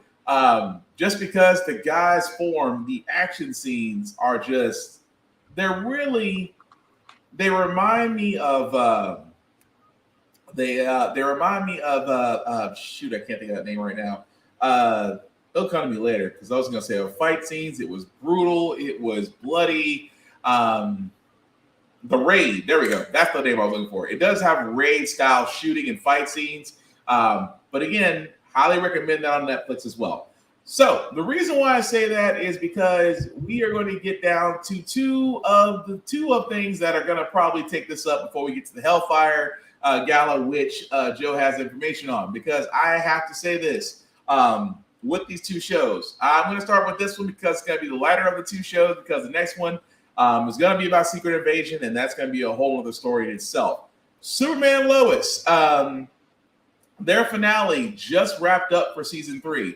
Now, we do know that season 4 is coming, but we do know season 4's budget has been significantly reduced. Me and Joe did talk about previously that several cast members will not be coming back or have been reduced. Still surprised to see Steel go, just because I thought Steel would be one of the ones that sticks around. But, that being said, the final finale, again, this is going to be the only way we can talk about this, guys, is spoilers. So if you have not seen the final behind Superman and Lois, now would be a good time to mute us because we're going to go right into it. May I? You go first, Joe. The first thing that came to mind after watching this was the Simpsons meme of the slapping the kid in the back of the head of, that's how you do a doomsday fight. Yeah. By the way, that's also how you just flat out do doomsday. This one looked legitimately like doomsday, not the great cave troll of Moria. And that's the thing about it. And for all those that are wondering, yes, that's exactly what happened. Long story short, Luthor came back. Michael Kuditz, who played Abraham on The Walking Dead, did play Luthor, and my goodness, it is a Luthor I can be proud of. Huh? I don't like him as Luthor. I love him as Luthor. I think it's because my expectations are so high because I have like Clancy Brown, Michael Rosenbaum, and Jonathan Cryer. Yeah, but his Luthor kind of reminded me of, like, when I looked at Michael Kudas playing Luthor, it reminded me of Blockbuster from the Nightwing run, where it literally had, he's like, he was menacing, but he was also mental. And it was like the whole mental aspect combined with the physicality. It really was like a Kingpin, really. Now that I think about it, it was more like Kingpin from Daredevil. Like, he had the mentality behind it, but he also had that veracity behind it as well. And I loved him, especially during the prison scene. And then the most thing I said, here's how you know it's a villain. When you walk from prison to the Kent farmhouse to sit there and say, I just come to deliver a message. I want you to apologize. And then watching Lois apologize, say, you think words is enough? I want you to retire. And then at the same time, you know, finding Bizarro Superman and basically pointing him like a missile at Clark, that itself was, again, as Joe said, proper way to do Doomsday. Now, everybody, well, Doomsday wasn't, we know the origin of Doomsday. We know. But for intents and purposes of just the show, I am not mad about the fact of how they did Doomsday in this aspect. I'm not mad because it shows Luthor's brutality, but it also shows him seeing a way of hurting Superman. I am not against it. I am not against the fact that Doomsday looked great. I am not against the fact that the fight scene between him and Clark was awesome, including how it ended, which I love the cliffhanger ending. At the same time, as Joe, again, I will point this out. How is it that a network television show with a reduced budget can give us not only a great Doomsday, but give us a great fight scene when Snyder had multiple unlimited funds? And as Joe put it so eloquently, but I have another way of saying what Doomsday looked like to me. The Doomsday in Snyderverse looked like Clayface if Clayface was left in a microwave. So Clayface from the Batman? Yes, that's what it looks like to me. And this is why I say I don't understand it. Again, this is not a mark. I'm not trying to beat down on Snyder.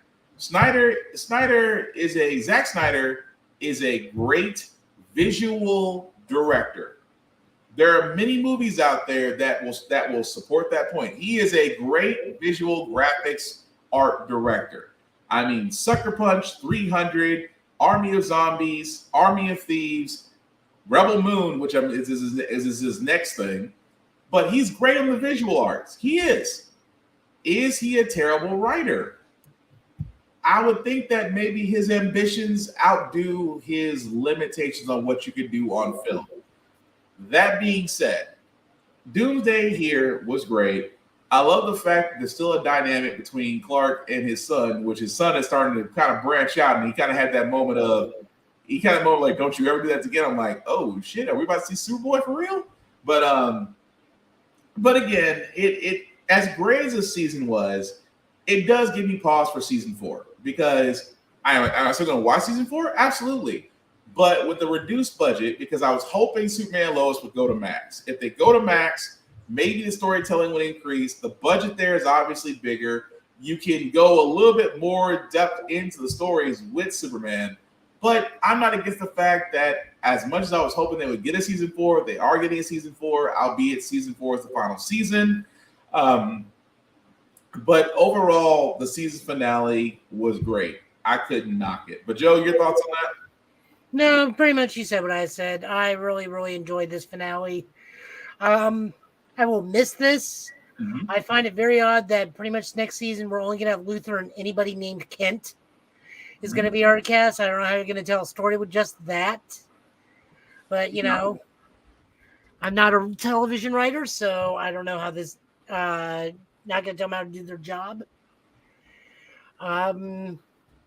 Hopefully the reduced budget does not hinder the fight that needs to pick up during that season season opening.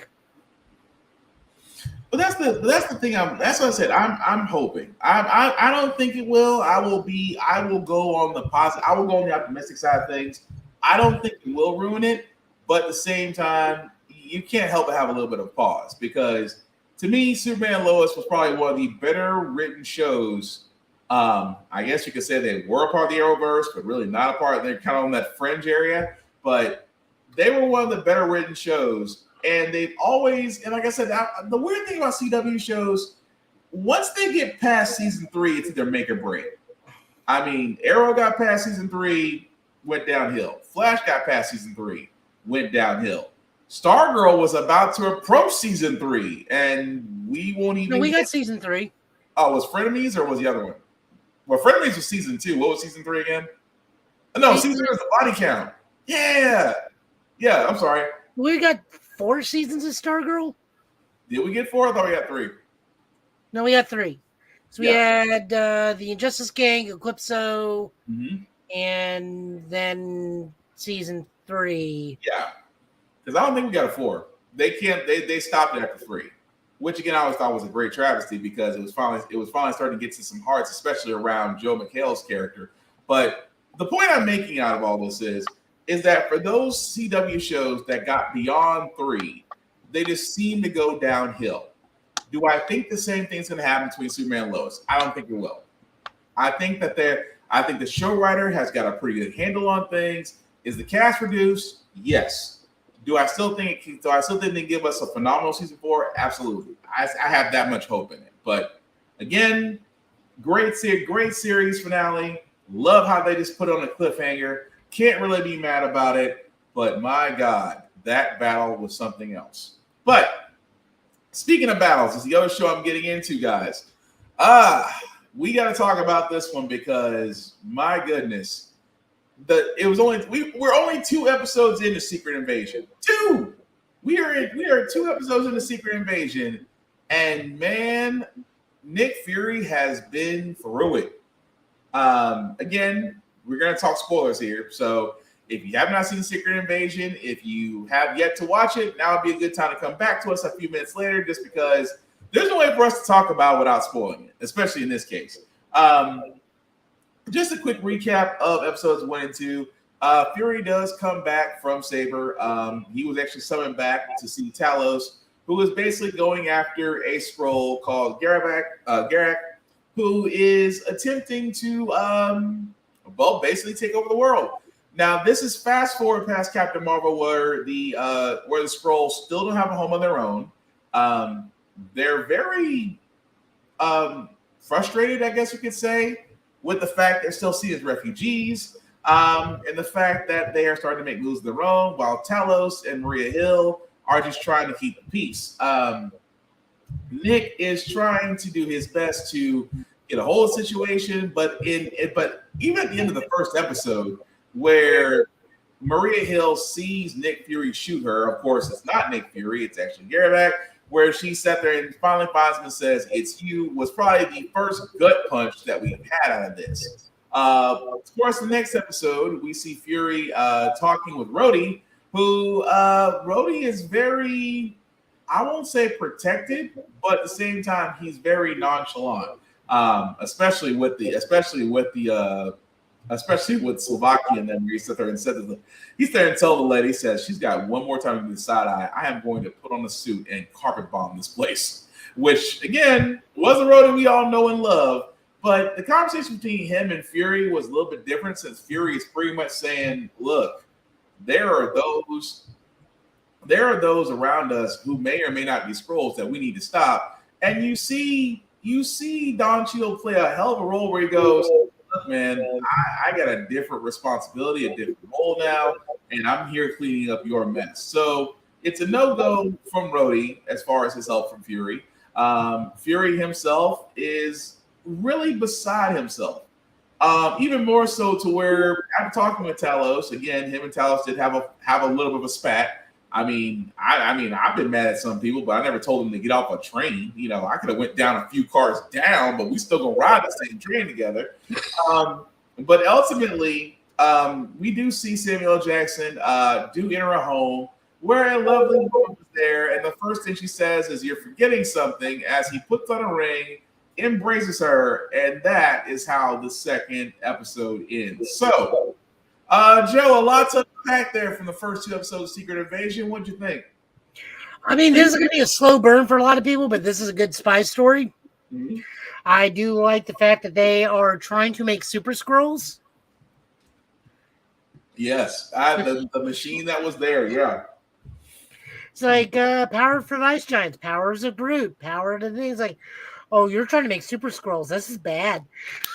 Which is what that's always like I say. Okay, so we got Frost Giants, we got Extremists, and we have a Groot. Not the Groot that we know and love from the Guardians, but a Groot. So we do know that there's more than one. And yeah, they're trying to make a Super Skrull, which kind of begs the question of what we saw in the Marvels, where we saw Captain Marvel and Miss Marvel fighting what looks to be a Super Skrull. At least that's my guess on that. But yeah, Secret Invasion is definitely being that slow burn. It does have you questioning everybody who's a Skrull, who's not a Skrull, and Khaleesi, which again is a definitely a scene stealer because her and her character, I keep calling her Khaleesi, although she will always be Khaleesi in my eyes. Her character was spot on as well, but do we with Ross, or I guess Ross being impersonated, Maria Hill being killed, it does make you start to wonder: has Nick Fury actually lost a step, or is this just a bigger storytelling? But either way, I'm not against it. I like where it's going. I like the fact that because every time we've seen Nick Fury, anytime we've seen Fury seems to be always in control, always having the answers, always having the angles, always seeing what's coming. We're used to Fury like that, but we've never seen Fury where he seems to be off his game. He has no friends. You have no support. At the same time, you're more. It's like if we took Hawkeye's story and just really decided to go ahead and do Budapest in an actual show, because that's what it feels like to me. And I'm not against it. I like seeing Fury not being at the top of his game, but still try to make things work. But ultimately, between the first 2 episodes, I've got no issues with it. I thought it was great. It is going to come down to a point that this is only 6 episodes. 6 episodes that we will actually get to watch, and we're already through 2, which lets me know the next 4 episodes are going to be ramping up very high. So I wonder if if they're going to actually introduce Kl'rt. That'd be the great thing if they get Kl'rt, bring Kl'rt in, and make him the test subject to be the first Super Skrull. Yeah. Because for those unaware, Kl'rt is the Skrull who is the official Super Skrull. He is the original. I have all the Fantastic Four's power Super Skrull. The other thing I wonder is if the good Mrs. Fury is actually a Skrull, and I don't mean replace. I wonder if he legit married a Skrull. That's what I'm thinking too, because the way Talos sat there and said she misses you, I was like, I thought he was talking about his wife. I didn't think he was talking about an actual Skrull Fury was married to. I thought it was his wife he was talking about. But the fact to see that with Trial Lieutenant is playing in the background, I was like, okay, that adds We up. also know that she's probably more dangerous than he ever hopes to be. Pretty much so. But no, it's that, and the whole idea of just and let me not forget the scene where it's funny where Talos says, "How many?" Where he goes, "Well, how many of my?" When Fury asks, "How many do you think they're out there?" Talos says, "You think we need a lot to take over your planet?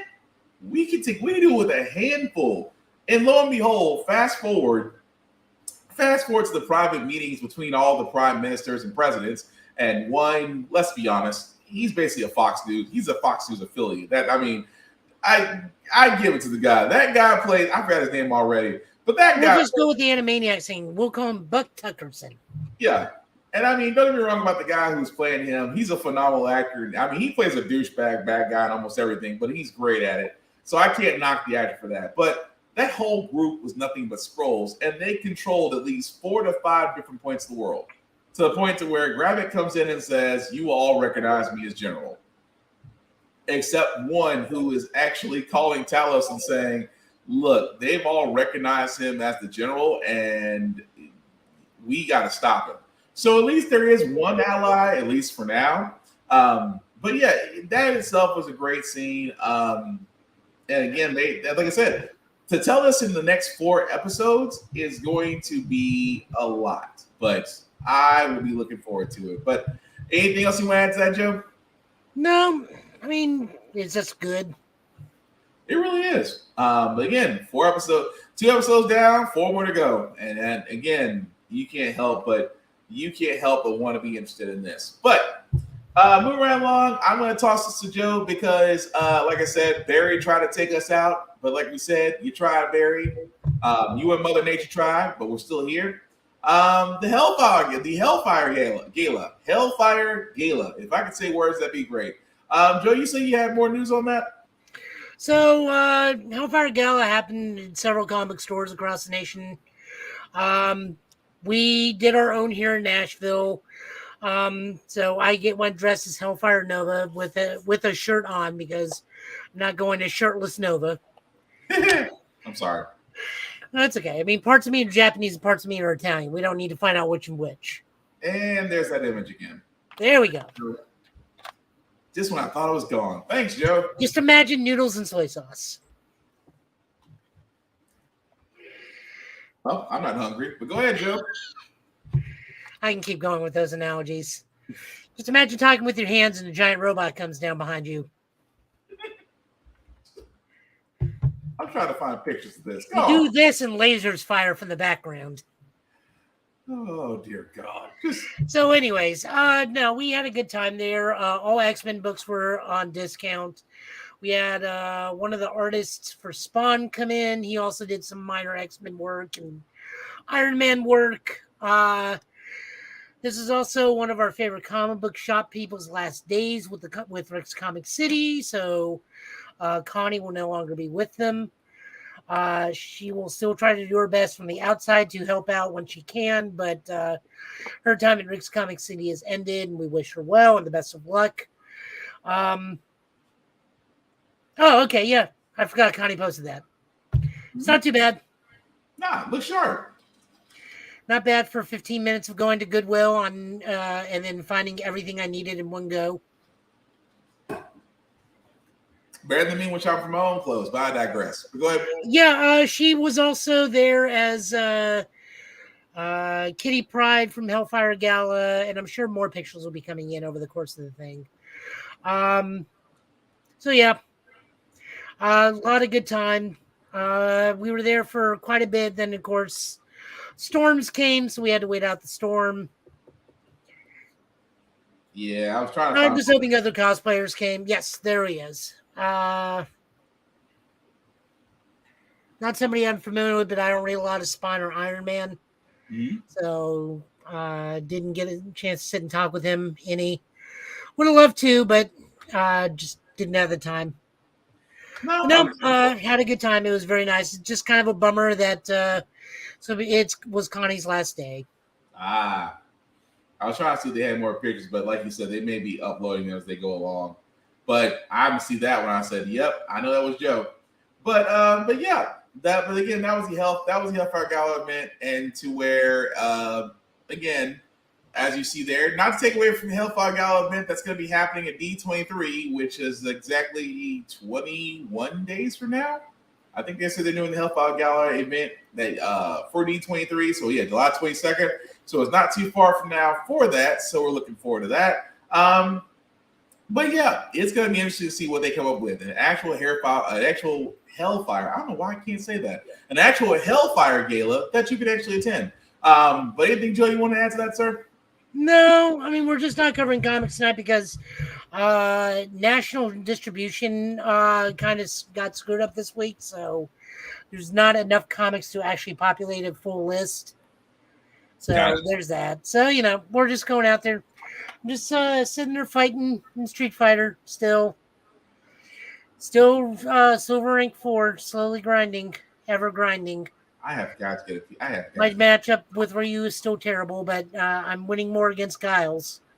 I have got to get a PS5. But anyway, but that, as we wrap it up, guys, we still want to show love to Rick's Comic City. Again, Rick's Comic City has multiple locations, one in Nashville and one in Clarksville, Tennessee. Also, check out Locker Nerd, one of their new endeavors out there at Fort Campbell, Clarksville, Tennessee.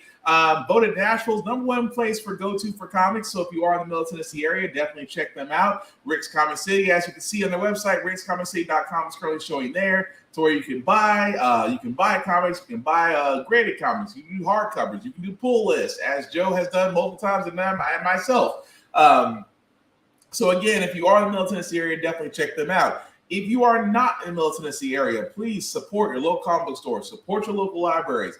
They are the last places to where you can actually get copies of the updated comics, updated mangas, anime, everything for your multimedia reading needs. But definitely support them, as they are the last areas. And trust me, you will miss them when they're gone. But definitely check out Rick's Comic Book City in Nashville, Tennessee if you are available, and let them know we sent you. You won't get discounts, but let them know we sent you. But Joe, anything you want the people know about servers? We're wrapping it up. No, every so often I'll stream some Street Fighter, but that's really about it right now. Okay.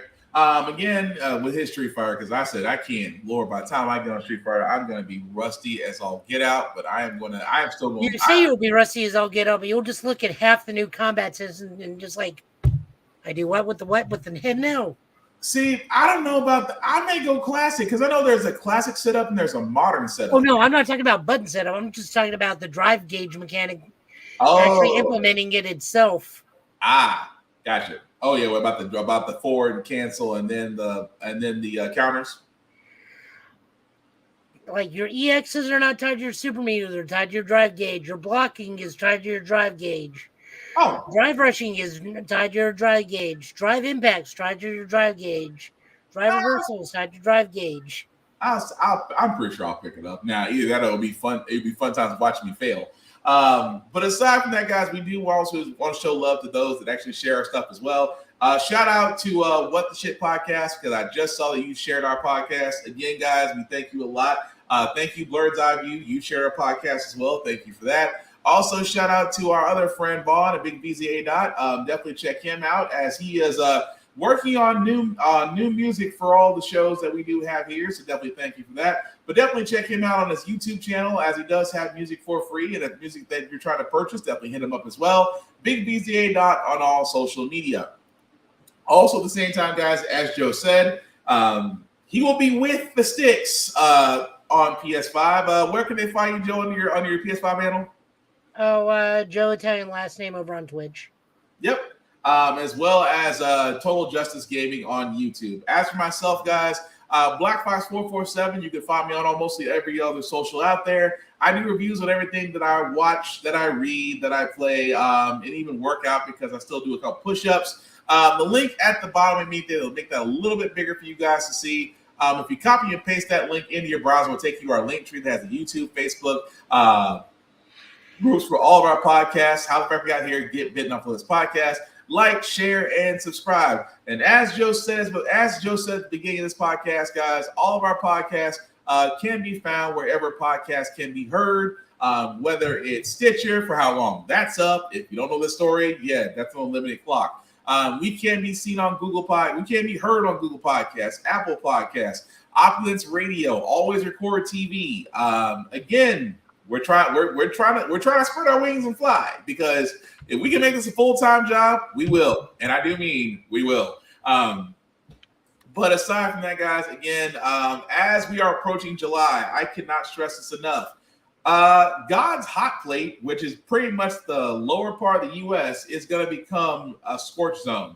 Please stay hydrated. Please stay hydrated. Please stay indoors. Avoid sunstroke. Avoid heat stroke. And as cons are coming up, and I'm going to keep saying this as cons are coming up, because Joe is a cosplayer, as he has said multiple times. Many of our friends are cosplayers. So the con etiquette, or I'm going to start calling these the con commandments. If you are going to a con, first and foremost, be polite. Be polite. Cosplayers are not there for your amusement. They are not playthings. They are not to be ogled. They are not to be anything but respected. Again, if you want a picture, approach them and ask. 9 times out of 10, they'll probably take a picture with you. But if you act like a dick, you got it coming to you.